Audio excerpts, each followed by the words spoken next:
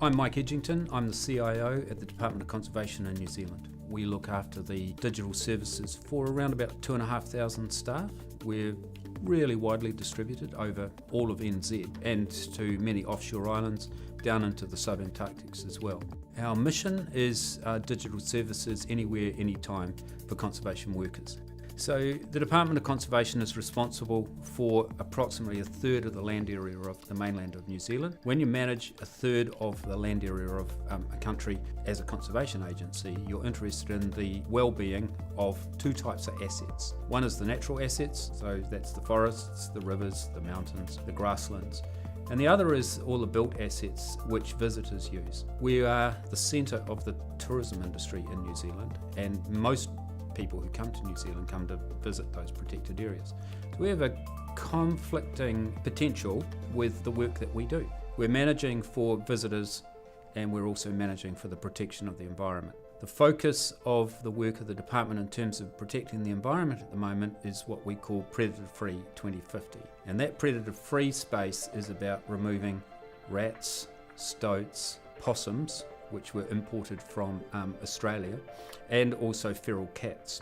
Removing those from the environment to protect essentially the invertebrates and the birds and the other local wildlife. To do that, we need to be able to manage information at a very big scale and to actually calculate what it costs to run an environmental protection agency over a third of a country. Currently we put people out into the field to set traps and then go and check those traps, and we gather that data for around about 100,000 traps. So that's a long and slow process, getting people into the field. It's relatively dangerous, hazardous country in which they need to work, and it's expensive to have them out there. I believe that in the future we won't be putting people into the field to be setting traps and collecting the data and bringing it back to us. We will be using the Internet of Things to tell us about what's happening out there, whether we've got a predator infestation in a particular place, and we will be far more targeted in where we do our work. We will have to be able to do that because the likely eradication of predators across NZ will take several decades to achieve under the current technologies. I want to use new technology to be able to monitor what we're practicing and how well we're doing. We've got an architected cloud platform that now enables us to stitch together our data, the data of others, and to process that at scale so that we can answer some of those questions that relate to every part of the environment. And that's the magic in this. That's the bit that we haven't necessarily been able to achieve in the past. We can also use disaggregated data and to help supplement this. But it's the ability to use pretty much all of New Zealand's social and infrastructure and natural data to tell a story about the achievability of Predator-Free New Zealand, or enhancing our environments in other ways, using our environments for tourism and economic growth. Iwi are our treaty partner, and Section 4 of our Conservation Act actually enables that partnership. And we work very closely with our partners, and I believe that they will become the leaders in this space. They hold the knowledge about the environment in a different way to us.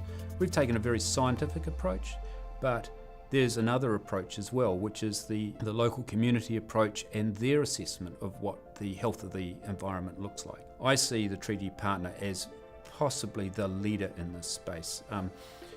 I see myself as facilitating the sharing of this information from the department, but I also see the knowledge, the IP of others being brought into this engine and enabling a different conversation. Big projects like this don't happen alone. They happen in partnership with AWS, with Instillery, with consortia, obviously with the Department of Conservation, and now I'm talking to Environment Southland in the southern part of New Zealand about joining this as a collaborative effort. But I expect that other government agencies will be joining us. Ministry for the Environment, the Department of Primary Industries, Stats New Zealand, will all be interested in this data engine and the digital twin of New Zealand's environment. The opportunity to share our information and our practices with the wider community is a really important part of this, and I believe that it's going to grow that community of interest and practice so that we can achieve this stuff. We've been working with AWS for a couple of years, and it has been a very good relationship. Working with the Instillery and with Consortia, they've been responsive, they've been attentive to, and they have definitely delivered on what they said they would deliver.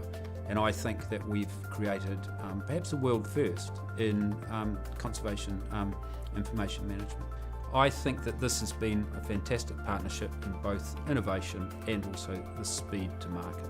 This is a collaborative thing across all of New Zealand. It involves all of New Zealand. And if we're going to get there by 2050, we have to be able to work together. We're not going to do it without information.